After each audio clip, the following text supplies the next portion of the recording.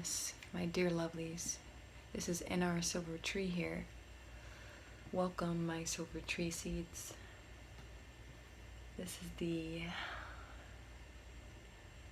talk of shame. And so the title of this video covers forgiveness and how to melt the armor of shame. Yesterday I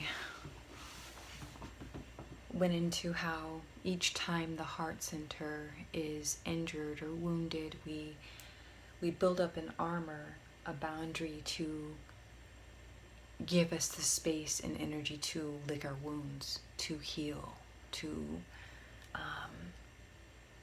get in tune, get in touch with what ails us. But in human life, in this realm, and how society is built, we don't get a time or the day. You know, it's if you're hurting emotionally or mentally, you know, the best you can get is maybe a day off from your job. You know, you have to usually, when you're working a 9 to 5, you're told, well, you have to show physical symptoms of you being ill. And then that's when people will believe you. It's like a cultural thing more than anything. It's not just policy. It's ingrained in specifically in the Western world to just take the wound and stuff it down and be strong and don't worry about your mental health. Tough it out. Just, you know, you need to talk about something that's ailing you, then you can talk to me about it and then move on. And my approach with this, working with the heart, working with the magic of forgiveness, is to allow yourself grace to revisit these wounds within the heart center of your essence, the heart center of your soul, the heart center of everything that is you and everything that isn't you. To be in tune and to develop a relationship with forgiveness in a way where you can use it as your secret medicine. You know, I wear this pendant multivite because I have a very deep understanding and connection and call to wear this thing. I have other pendants that I wear as well, very on a rare occasion, but this is the one that I typically will wear a lot. But I'm bringing up crystals for an example. I want to make an example out of this. In the New Age spiritual community, we are told, in the crystal community, and I love, you know, using and studying. I've studied the minerals of the earth and the magic of the crystals and crystal consciousness. They are keys to unlocking portals of our consciousness. That's why they are used. That's why I wear this. That's why I believe in them. However, on my path, when you know, I was new to the game, I went on a crystal frenzy. I bought carnelian for protection of the lower energy centers of your lower chakras. I bought, oh my gosh, rose quartz to open up, and it's a very subtle energy and it helps with the healing and softness of the feminine and the heart chakra. I got black obsidian to block out unneeded or unwanted energies. Let's see, I wore lapis lazuli, and when I say I bought these crystals, I mean I had them in almost every window, every entrance of my home at one point. Selenite is the ultra, you know, the end all be all kind of crystal where it will cleanse the crystals. That's how potent and powerful selenite is, which, very funny little side story. So an old friend of mine, a yogi, she had her, I think her name, what was her name? Lila? Oh gosh, Lila? I think it was Lila. I can't remember the name of the dog, but the dog was really cute. But this dog, but the yogi, she was into crystals just like I was, okay? in such a way where she would have them laying about, right, in her altar, or just for the space and the mood, you know, setting that yoga, new agey type of thing, right? And she had her selenite laying about. And one day we come from an outing or something, and she was like, she noticed that her dog was chewing something really hard. And come to find out, her dog ate the selenite crystal. And we thought that that was the funniest shit in the world, because it was really funny. We're like, oh my gosh, she's gonna poop out, you know, rainbows and butterflies, and, you know, her aura is just gonna burst into all these beautiful rainbow colors and all that. We just had a laugh. But now that I retell that story, and I'm gonna tie this into forgiveness, but now that I tell that story of the dog eating the crystal, after 5 years later, or 6 years later after that happened, I'm like, you know, we put so much emphasis on, in the metaphysical community, we put so much emphasis on spiritual tools so much. I mean, it's $1 trillion industry, okay? Like, it's no joke. There are people who make their living, the people who write books, there are people who write seminars, there are people who do reading. Like, it's a big deal. Tarot reader. I mean, we're gonna go into that in another video down the line. However, so, you know, we put so much emphasis and energy into external tools, and crystals are a perfect example. I have this beautiful labradorite crystal. It was my first one. And I was in a crystal shop, and I was ready to check out. I was talking to the owner of the store, and something pulled me. That pendant pulled me. I turn, I look,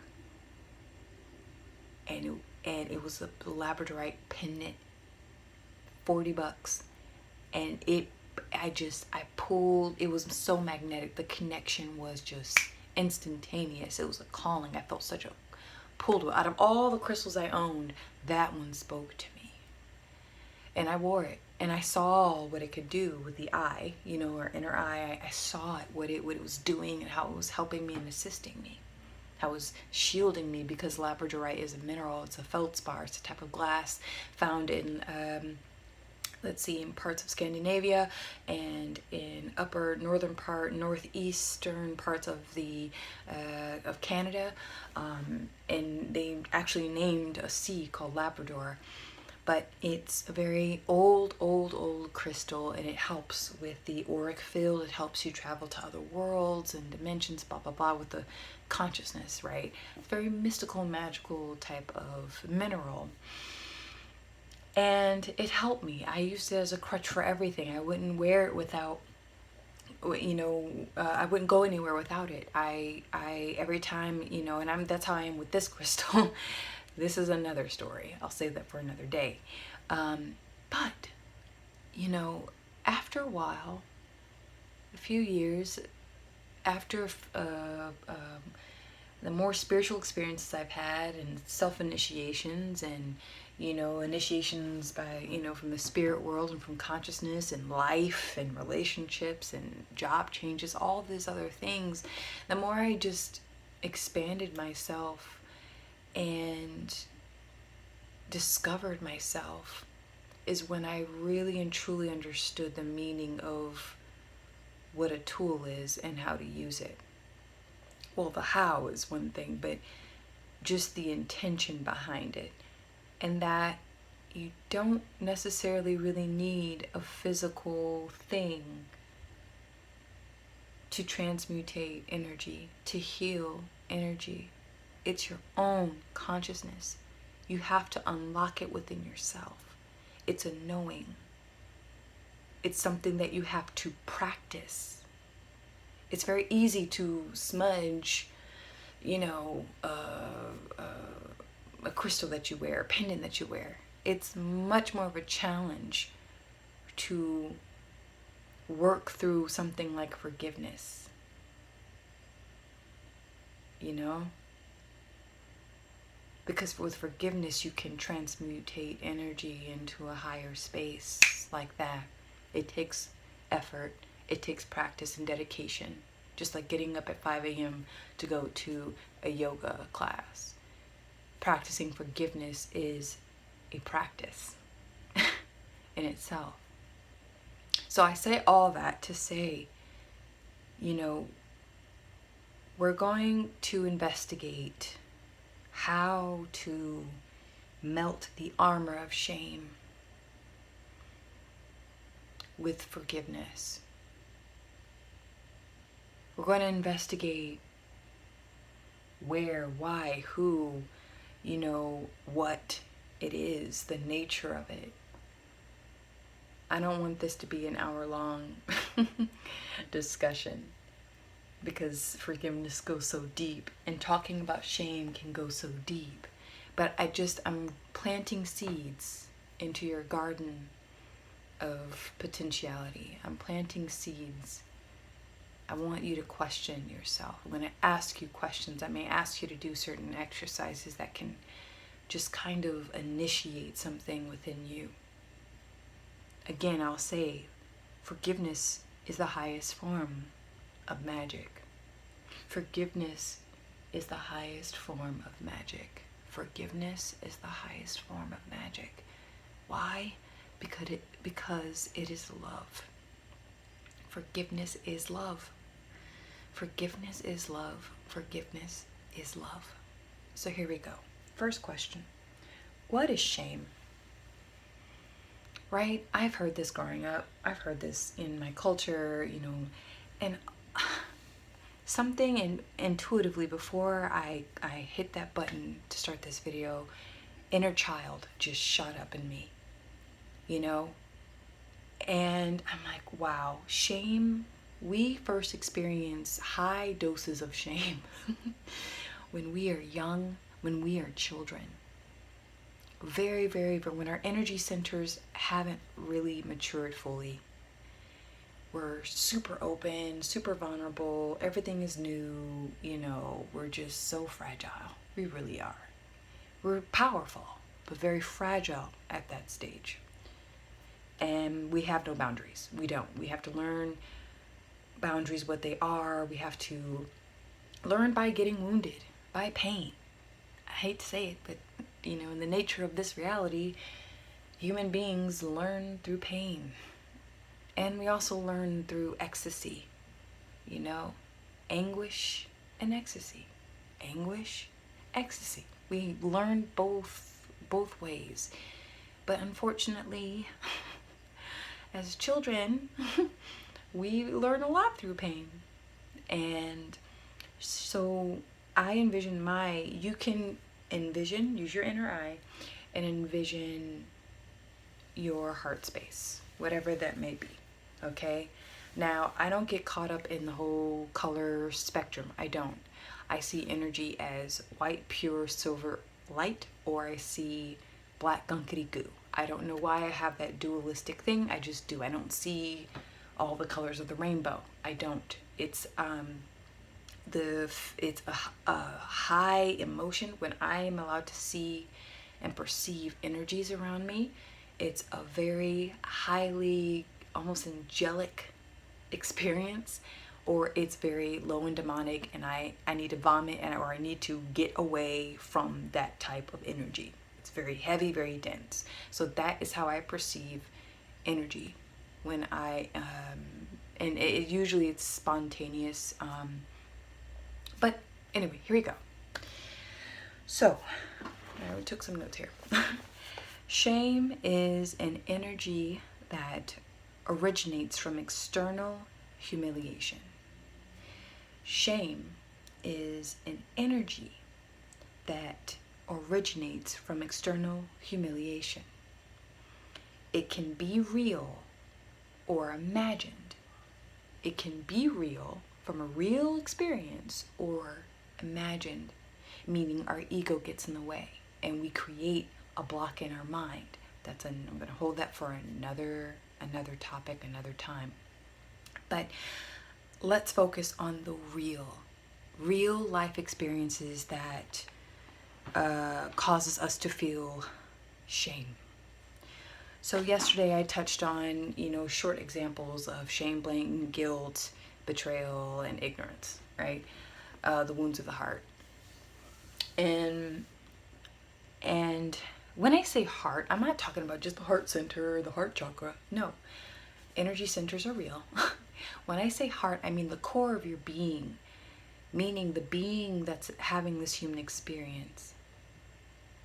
I'm not just talking about the specific energy centers of the body and what the New Agers and what the New Age community and what many people and what I have, I put a lot of focus on that. No, I'm talking about the heart, your core as a human, as a being having a human experience, a real experience. I touched on an example about shame yesterday, dealing with sexuality, right? A young boy, you can imagine yourself a little girl, a little boy, but just imagine a boy getting into his mother's things and playing dress up. He wants to act out his being a grandma. So he puts on his, his mom's gloves and her shoes and lipstick, and, he gets dolled up and he's having fun. He's exploring. He doesn't know what's right or wrong or what the boundaries are. Nothing. He's just being, right? He's creating an experience for himself. And in walks his mother. Oh my God! Oh my God, what are you doing? This is horrible. Oh, that's just, you're a little boy. You need to play with your G.I. Joes. This is wrong, this is wrong, this is wrong. You're not a woman, you're not a blah, blah, blah, blah. Or worse yet, a man, his father, a father figure, a male figure walks into the room. And the mother is so thrown aback that she tells everyone, right? And usually, if the parents have their own issues, then they'll keep that shame within the home, right? But then that child internalizes it and eats it and says, oh my gosh, this is wrong, this is wrong. And then the mom reiterates this by sharing it with other people. So the child's, the wound that the child is experiencing, or the event that took place, or the experience, has now turned into something incredibly bad, wrong, evil, hellish, and now it's exposed for everyone. Meaning, could be other siblings, it could be the grandparents, it could be the parents in the home, and the child is humiliated, right? He didn't think, oh, it's wrong for me to be, to act out like my grandma. I want to act like my grandma because I love my grandma. That's such a natural, beautiful way of expressing love, is acting like the people that love you, right? But they ruin that. They ruin that by humiliating him, making it wrong, and then by humiliating him in front of others. So I want you at this moment to go within yourself,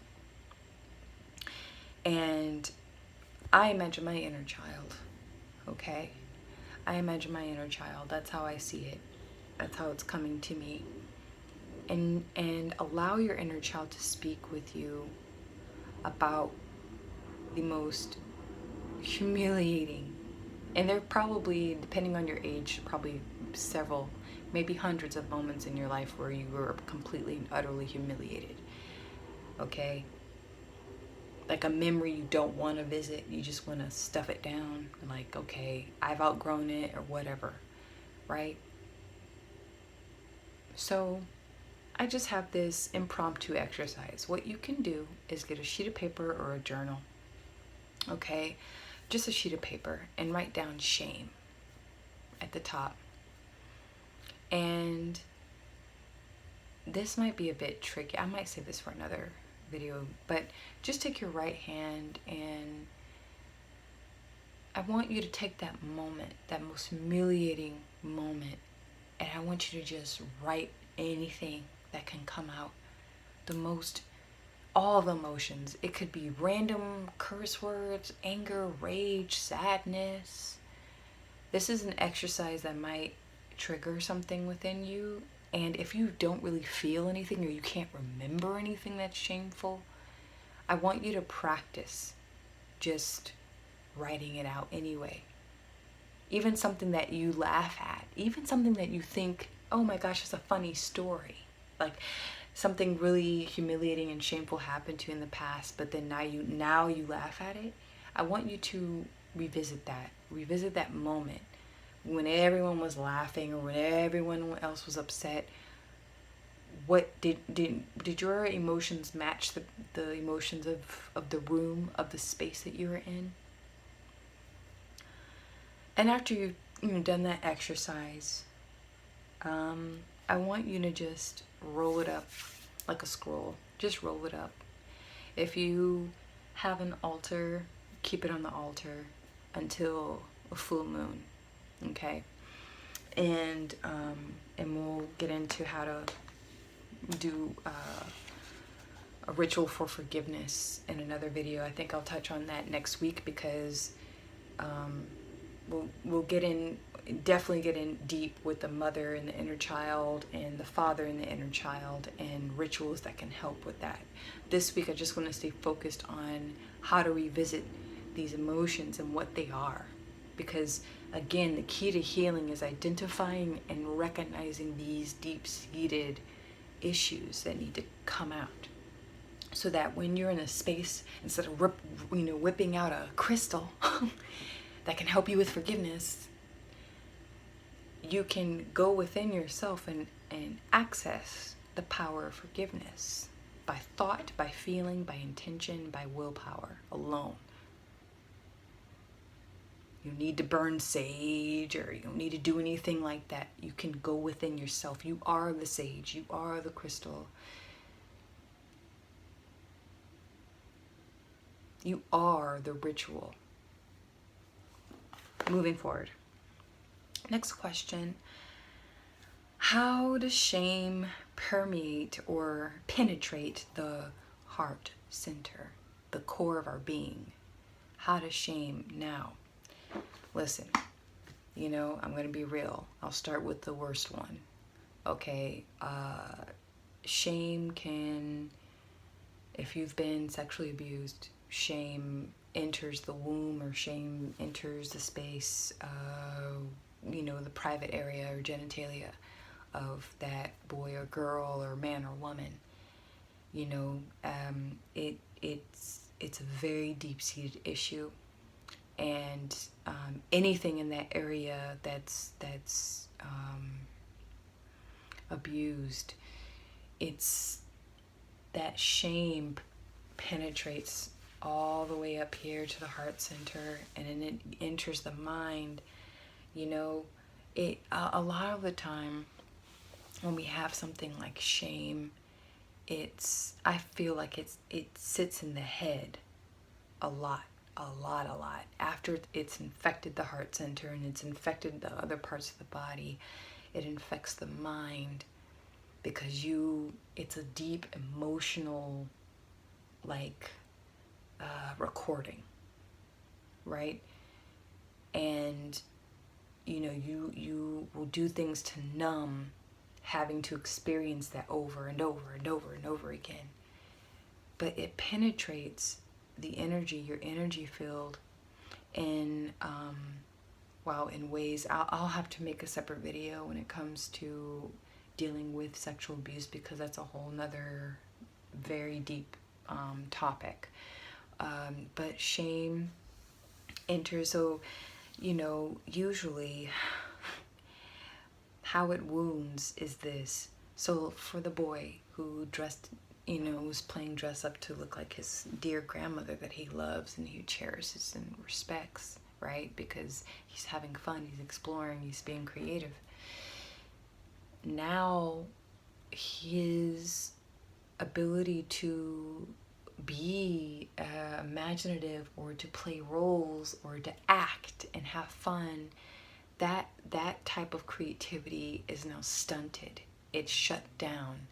Every time he wants to play now, to play dress up. He can't. He does it with a limitation, because it's now it's something that he just doesn't play with anymore. He doesn't what am I trying to explore? So it can wound creativity. It can wound the innocence of exploration.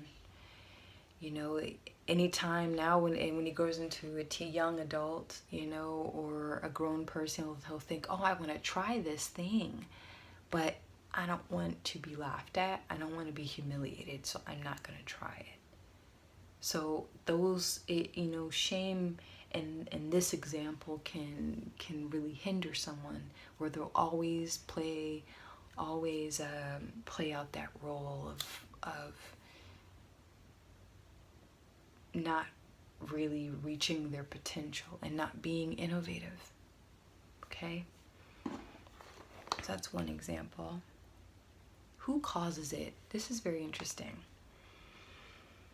People who live a certain narrative and live and abide by that narrative as law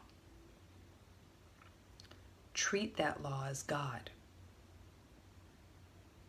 I'll say it one more time. So who causes shame in others? People who live a certain narrative and treat that narrative as law, and that law is God, is their God. Okay? Meaning, if that mother walks into a room and her little boy is dressing up like her grandmother, that mother comes from a program, a narrative that says all boys wear blue, all girls wear pink, right? And anything that challenges that narrative, because that narrative was taught to her and it was programmed into her consciousness, into her current experience, anything that challenges that is weird, and it's awful, and it's going against her law. It's going against her law, which is her God. Law, L-A-W, spelled backwards, W-A-L, wall. You're challenging the wall. If you challenge the wall, you're challenging God. And I can't allow that. It's not normal, it's not natural. I can't allow you to challenge my law, my God. So, these are the types of people, that don't do well with being challenged.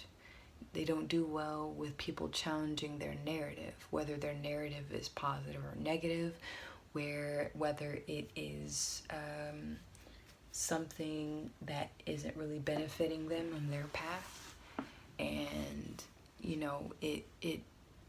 it doesn't matter. They will then use the wrath of God to stand firm in what they believe in and make that person feel very small, because that person challenged the law or their God. Okay?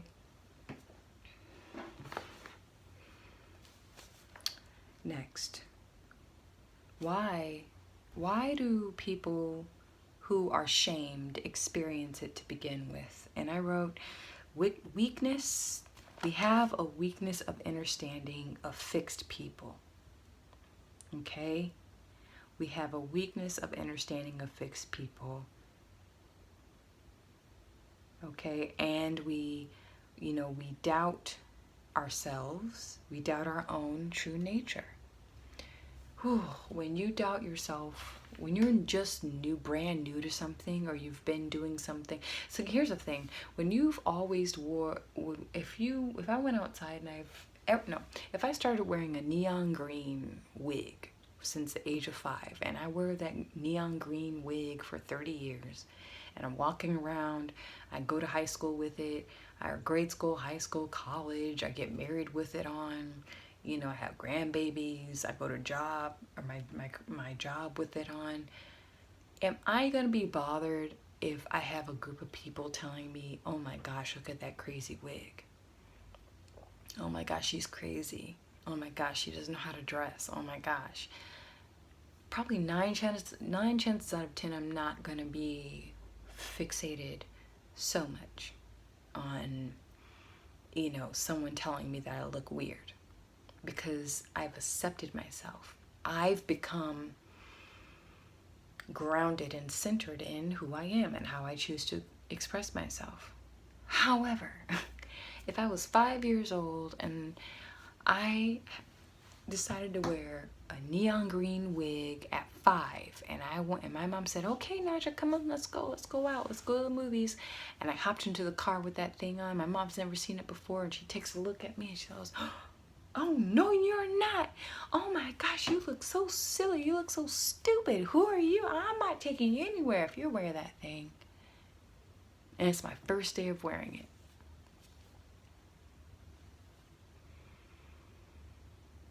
And then I decide never to wear it again, right? I'm gonna be bothered. Or let's just say I've never worn a green wig. I mean, I have locks, and then one day, tomorrow, I'm like, you know what? I'm gonna wear a neon green wig.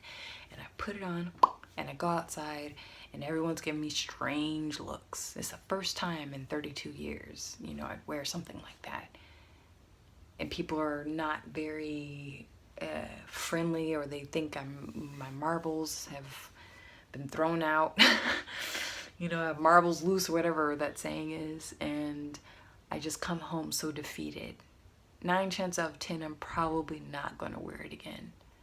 So again, it's more of how comfortable you are within yourself, and how centered you are with yourself and what you're doing, and how you choose to express yourself, regardless of how people treat you and how people in the world around you treat you. Yeah. So another example of a shameful moment I personally experienced. So I grew up Muslim American in the US, and in heavily populated areas and in not so heavily populated areas. I've just been all over. And you know, from the age of 7, I worked from the age of 6 or 7 to the age of 17, so a good decade. And this is around the time of 9/11, and that was a pretty shitty time for everyone, Muslims and non-Muslims alike. But obviously there's a lot of shame wrapped around, even before 9/11, there's a lot of shame wrapped around women and young girls, young Muslimas who wore the hijab. You look like a clown, take that off, this one man said. Hurt my feelings. Or, you know, grown ass men, we were little girls, he gave us the finger. He stuck his middle finger up at us in anger and hurt because of what took place in New York at the time. Or having a history teacher come out, someone who had a master's degree from the University of Notre Dame, one of top Ivy League schools in the country, pulled me outside of the classroom in the middle of his lecture to ask me why would I wear something like that on my head. Come on, right? So I've been shamed because of something that how I would express myself physically, you know. And now I notice in our culture recently, within the year and a half of, you know, the whole I guess I need to come up with the term, because I won't, oh fuck it, the C-19, right? And it's like, now if you don't get the jab, then you're deemed as a health risk to everyone else. And if you do get the jab, then you're deemed and you're shamed as someone who's lost in the sleep to the agenda.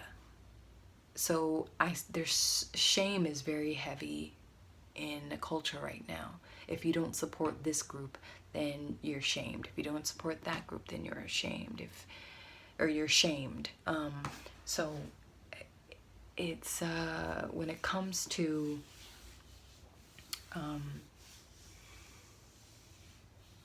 you know,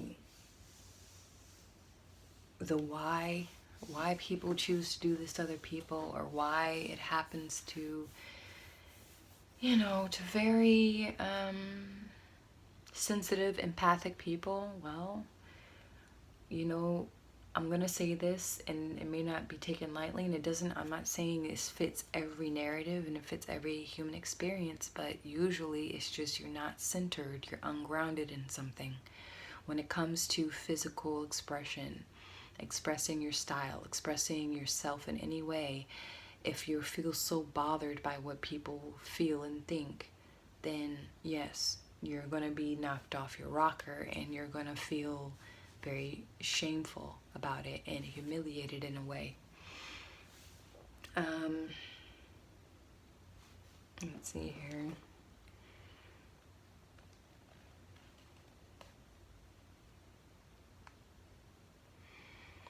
Now, you know, I think I'm gonna wrap it up there. But you know, shame isn't something that we need to feel bad about anymore. It's just an energy, and it's just it's just an experience, and you don't have to live in that hell. Because with something like shame, it can turn into a hell, like a private hell, something that's happening externally and outside of you, and it forces you to go inward. It's something that is very painful. You know, when you don't fit in, empaths have a hard time fitting in because we feel everything. And it's something that you you can't shut off, you know. And so how to forgive that? How do we transmutate shame? It's very isolating as well. Because, and here's another thing, when it comes to forgiveness, you don't have to go to the people that hurt you and say, you did this to me. Because I would not recommend anyone doing that if you haven't done the work yourself first. If you haven't met with the self, if you haven't done certain exercises with the self. Don't go out of your way and try to visit the people that have harmed you in any way emotionally, because then you are reliving that trauma and you are reopening or making that wound more infected. So what I would highly recommend before you decide, because I think it is very empowering to go and to physically visit or have a conversation with someone who has wronged you, I would say write a letter. Okay, I think what I'll do is I'll simplify these rituals in letter writing, because letter writing is incredibly powerful. Writing is, the word is powerful. Why? Because you have feeling and intention behind the words. You have will and intention behind these words. I would highly suggest doing letter writing, and I will get into that next week. Because the two subjects I want to focus on is the mother, forgiving the mother, and forgiving the father. And that's going to be like a 7-day process, so I'll get into that. But yeah, when it comes to shame, because a lot of the time people will say, oh, I'm sorry I made you feel that way. It's not like their apology is very superficial, and you have to be strong enough to, no matter how they respond to you bringing up the wound and what they've said or done to you that make you feel shameful, you have to be centered and be on your A game and be grounded and centered no matter what the fuck they say, no matter how they respond. Because they can be like, I don't want to talk about this. You have to be okay with that. Or no, you just imagine that in your head. You have to be okay with that. Or they can say, you know what, I'm all ears, I'll listen to you. Or they can say, you know what, it wasn't really my fault. This is what was going on. Whatever, you have to put in the time first before you go hunting down people who have wronged you in any way. Whether it's from sexual abuse, physical abuse, psychological abuse, something, bullies from the past, doesn't matter. You have to recognize the shame within yourself and connect with it. Know what it feels like. Know what it has to say. Because these energies have a voice. They do. That's why they're there. To teach you and to help you. That's how you integrate these energies, by giving them a voice. Don't drown in them. Don't drown in anger. Don't drown in blame. Don't drown in guilt and betrayal. That will take you down a path that, you know, some of us have to experience in order for us to expand. Yes, but what I'm saying, when you're ready to tap into the power of what real forgiveness is, you have to process it. You have to process it in a way that you can use forgiveness. When you say the words, you know what, this and this and this has happened. This is where I was in that time. This is where I think you were at that time. And this is what it's caused. But I forgive you. And when you say those words, you flip the script. The narrative changes. You're no longer bound. It's no longer a curse. It is the remedy. It is the magic. It is the power. You're no longer humiliated. You know? And it could be many things that have humiliated you, but you know, it's an ongoing process. And you don't have to forgive every little. You don't have to revisit every little single wound that has been, you know, that has happened, or as someone has caused you. That I'm just, you know, creating a way for you to activate the power within you to transmutate these experiences so that they only remain experiences and not your whole fucking life, because it runs people. People are possessed by their shame. People are possessed by their blame. People are possessed by betrayal, by the guilt. And long term, this is what causes depression, suicidal thoughts, you know, even murder, you know, and disease. Yes. This is real. Like, people are literally, sometimes they feel so much blame for something that they just want to end it. There are some people that, you know, they want to, you just feel so much betrayal, that they've been betrayed to the point where, like, they're like, you know what, that person shouldn't even exist. And they go out and they seek that person and they try to harm them in any way. That's real. This is real fucking life. It's not something in a drama, in a TV show. This is what people try to, you know, screw and fuck away when they're, you know, in relationships. They try to screw it away. They try to drink it away. They try to use social media to, you know, watching Netflix. They try to go to the same fucking job they hate, they keep themselves in chaos and living a very chaotic lifestyle to try to escape this thing that's eating at them. And this is what my intention with this channel, alongside rune readings. But this is what I feel, in order for us to expand in our consciousness as a human species, we must connect with. So thank you so much for listening. If you've sat over 40 minutes and listened to my voice, I deeply appreciate it. I feel so happy and grateful to share my space and being vulnerable a little bit with you. And thank you so much. And please visit my music channel, where it's called Sounds of Silvertree, where I create ethereal music for meditation, for rituals, for just embodying sound and in a very artistic and experimental way. So thank you so much. If you would like to have a personal reading with me, please visit www.silvertreesounds.com or leave a comment below. Thank you so much.